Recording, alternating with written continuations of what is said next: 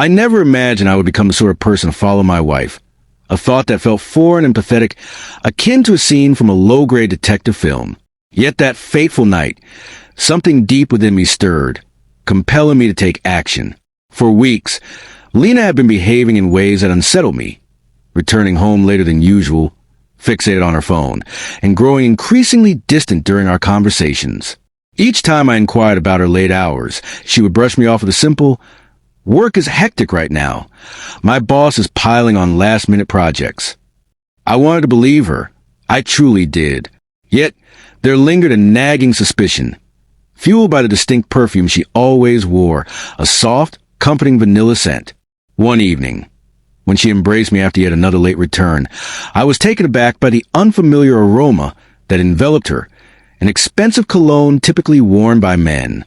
My stomach churned at the thought, but I dismissed it, convincing myself that it must have been a lingering scent from the office or perhaps from a colleague. Then came last Friday, a day that would change everything for me. Lena nonchalantly informed me that she would be working late once again, adding, "I probably won't be home until midnight," while avoiding my gaze, her eyes flickering away in a way that felt deeply unsettling. In that moment, something snapped inside of me. The urge to sit idly by and let my imagination spiral into paranoia was no longer an option. I made a decision I never thought I would make. I would follow her, as she left around 7:30 p.m., dressed in a fitted blouse and a tight skirt that seemed far too elegant for a late-night stint at the office. My hands clenched the steering wheel.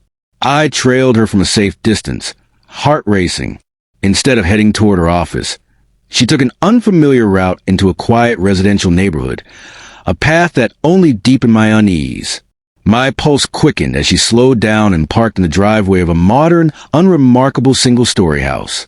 The porch light cast a warm glow over the scene, and as soon as she stopped, a tall, muscular man stepped out, beaming as he embraced her. Rage and humiliation surged within me as I gripped the steering wheel tightly, watching in disbelief as Lena entered the house. Seemingly at ease, the door closing behind them and sealing me out of their world. I was consumed by a torrent of emotions, anger, betrayal, and a profound sense of defeat.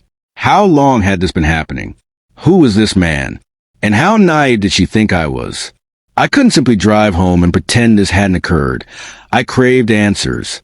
After what felt like an eternity of waiting, about 20 minutes, I finally exited my car and approached the house. I wasn't reckless enough to pound on the door, but I crept around to the side and peeked through the curtains. What I saw was devastating.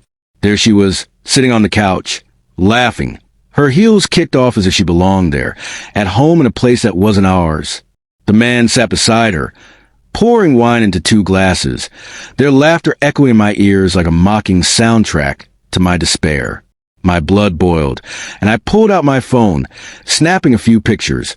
Proof of her betrayal, though deep down, I already knew the truth. I could have barged in and confronted them right then, fueled by my rage. But instead, I returned to my car and drove home, my mind racing with thoughts. Lena walked in at 12:15 a.m., stifling a fake yawn. "What a long night," she said casually, dropping her bag on the counter, her demeanor so nonchalant that it only intensified my fury. I smiled, though it felt like a mask. "Yeah, you must be exhausted." She nodded, completely oblivious of the tension that lay thick in the air. "I just want to shower and sleep," she said, her voice light, but I could feel the weight of the impending confrontation. I placed my phone on the table between us and, attempting to sound casual, I said, "That's funny," before pressing play on the video I had recorded of her and her mystery man. Her face went pale, and a look of panic washed over her. "What?" she stammered, her voice shaky. "Work must be really tough," I responded, my voice steady but laced with an undercurrent of betrayal. "Because I'm pretty sure that guy isn't your boss." She froze, her mouth opening and closing, as if she were struggling to find the right words. "How long, Lena?" I demanded, my heart pounding in my chest. "How long have you been lying to me?" Tears welled in her eyes, and for a moment, I felt a flicker of sympathy. I didn't mean for this to happen," she finally admitted, her voice breaking. I let out a bitter laugh, the sound hollow and devoid of warmth. "Oh, so you just tripped and fell into another man's arms?" I scoffed, feeling the anger rise within me. She reached for my hand, but I instinctively pulled away, as if her touch would burn me. "Just tell me the truth," I urged, my voice firm. It was then that she confessed. She had met him months ago at a cafe near her office. What began as innocent conversation had spiraled into secret texts, clandestine meetings, and eventually intimate nights at his place.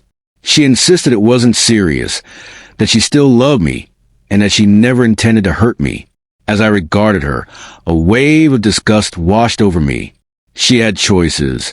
She could have spoken to me about her feelings, could have worked on our relationship honestly, but instead, she had made this choice, this betrayal. I didn't shout or break anything. I simply shook my head, a gesture laden with disappointment. She called my name, her voice filled with desperation, begging me to talk, but there was nothing left to say. She had already revealed enough through her lies, and I had heard everything I needed to hear.